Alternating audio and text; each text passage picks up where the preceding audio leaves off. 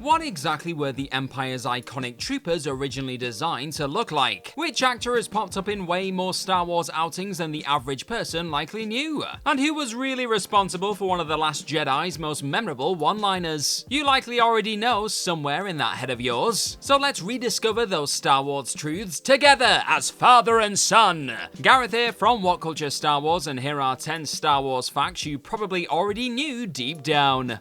Number 10. Mark Hamill was photoshopped into the 2005 Star Wars reunion photo.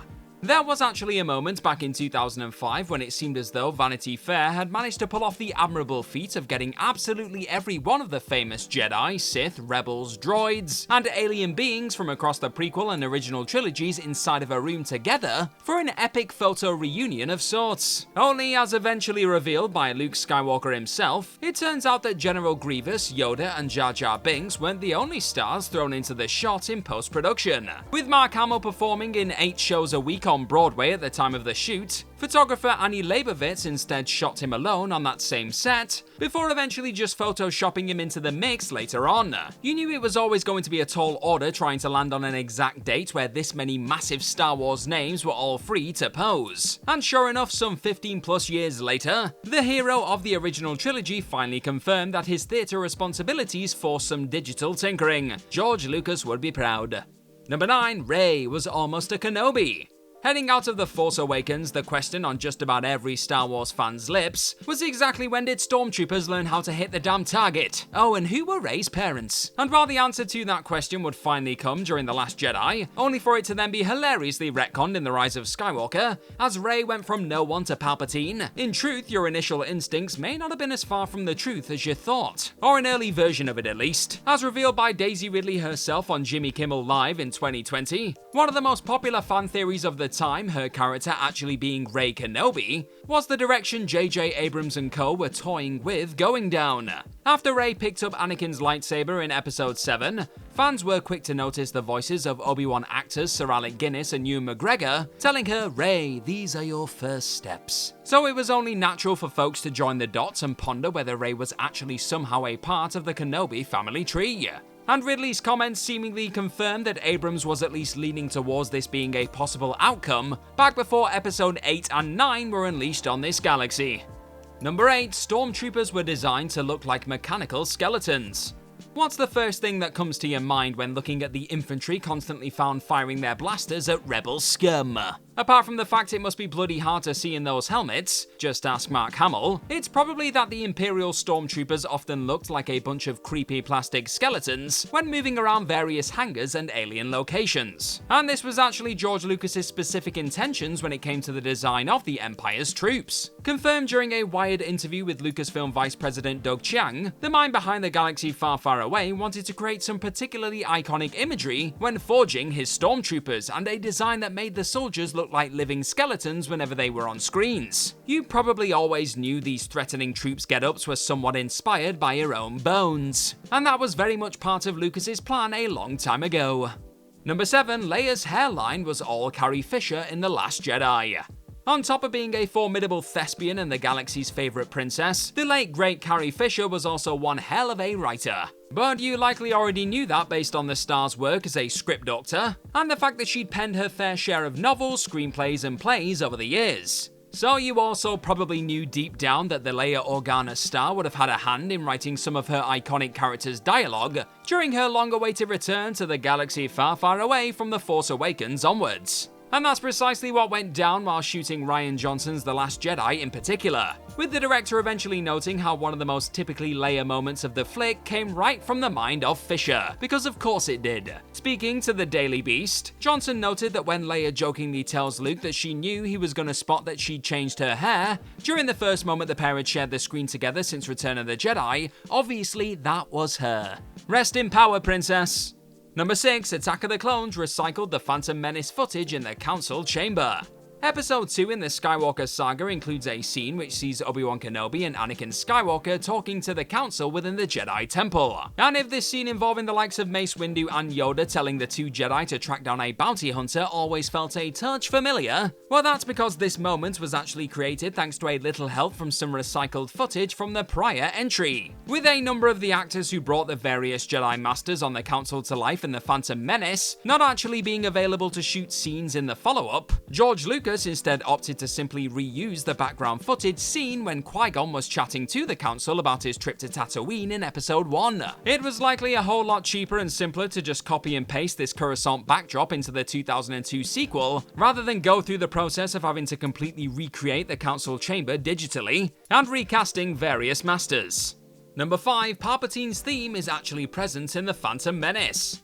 As Episode 1 reaches its rousing conclusion, a gigantic parade takes place on the streets of Theed in the wake of defeating the Trade Federation and establishing peace between the people of Naboo and the Gungans. But listen very closely to the theme playing as Gungans and other Naboo natives cheer on the likes of Jar Jar Binks and co. And a rather frightening piece of foreshadowing gradually becomes noticeable. When you speed up the Emperor's theme from Return of the Jedi, it sounds remarkably just like the Ogie's Great Municipal Band tune heard here in the Phantom Menace. And with the first step of Sheev Palpatine's eventual grand plan to take over the galaxy being completed during the closing stages of Episode 1, it's clear that Lucas and the gang wanted to subtly inform audiences that, despite this initially looking like a triumphant day for the heroes, it was actually secretly a win for the dark forces of evil. It's pretty hard to unhear the similarities between the two themes once you play them back to back.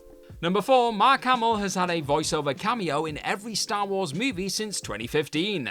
The wonderful Mark Hamill has forged quite the voiceover career over the last 5 decades, so it was pretty inevitable that the Luke Skywalker star would eventually find a way to lend his epic vocal talents to a number of other Star Wars figures at some stage.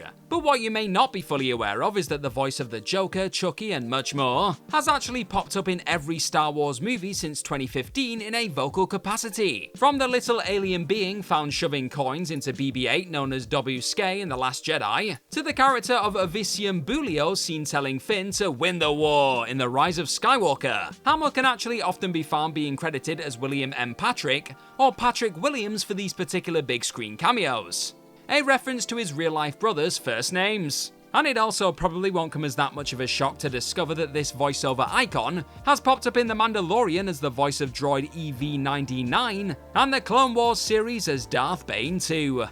Number 3, the Godfather reference in Return of the Jedi. You probably already knew that the likes of George Lucas, Steven Spielberg, Martin Scorsese, and Francis Ford Coppola were all real-life pals. And as a cheeky salute to his movie-making friends, Lucas found a way to throw the odd reference to his legendary director-mate's work into his Skywalker saga. It turns out that you were right to feel like you were somehow watching a rather iconic death scene unfolding once again during the opening stretch of Return of the Jedi. Episode 6 co-writer Lawrence Kasdan suggested the idea of Leia killing off the despicable Jabba the Hutt to Lucas, only for the Star Wars creator to decide that this would be the perfect opportunity to throw a nod to the Godfather into the latest chapter in the epic adventure. So Lucas settled on the strangulation of the giant space slug, with this moment being a direct homage to mob enforcer Luca Brasi's grisly end in Coppola's gangster classic. The way the camera lingers on a struggling Jabba as the life is squeezed out of him clearly mirrors the savage choking scene in that 1972 masterpiece. And the fact this was an entirely intentional tribute of sorts confirms something you likely always subconsciously assumed anyway. Number 2, Darth Vader was only 45 when he died. Anakin Skywalker was just 22 years old at the time of his turning to the dark side, and ultimately becoming a crispy fried apprentice to the Emperor. And with the end of Episode 3 and beginning of Episode 4 only being 19 years apart, that eventually meant that by the time Darth Vader bit the dust in Return of the Jedi turned Sith turned Jedi was only 45. Admittedly, most likely assumed before the prequel trilogy was released that the fallen Jedi was well into his 70s at the time of his passing in Luke's arms on the Death Star 2. He was played by Sebastian Shaw, who was 78 at the time of Return of the Jedi after all. And it's still easy to lose sight of the fact that Anakin was only in his mid-40s when taking in that emotional helmet reveal today. But after watching the likes of episodes 1 to 3 and other post-prequel offerings, whilst also looking at where these events sit on the timeline, the fact that the most iconic big bad in the galaxy isn't actually as old as he appears in episode 6 is evident. And it's a detail that has no doubt long been present somewhere deep within you too. Number 1, it took years for an on-screen reference to a bathroom to happen. Can you honestly remember a single moment in the Skywalker saga when a character nipped off to the loo for a second mid-adventure? And while you may have assumed that you at least saw some version of a Star Wars bathroom or toilet at one stage in the original and prequel trilogies, in truth it actually took nearly 40 years for the first ever canon lavatory to pop up in an on-screen Star Wars project. Said quote-unquote refresher arrived in the 6th season of the Clone Wars, during the Orders episode as Fives wandered into one in the middle of a clone bar on Coruscant, with various toilet aka vac tube appearances then coming in Andor and The Mandalorian in the years that followed too. It does seem somewhat bizarre to note that it took decades for the Star Wars universe to unleash its first few bathroom cameos. But the more you think about it, the more you've likely always known that this galaxy far, far away had long been oddly restroomless when it came to the tales being told on screen. And that's our list. Of any other Star Wars facts people probably already knew deep down? Well, let us know all about them in the comment section right down below, and don't forget to like, share, and click on that subscribe button while you're down there. I've been Gareth from What Culture Star Wars. May the Force be with you. Have a wicked day wherever you are in this galaxy, and hopefully we will see you very, very soon. Bye bye!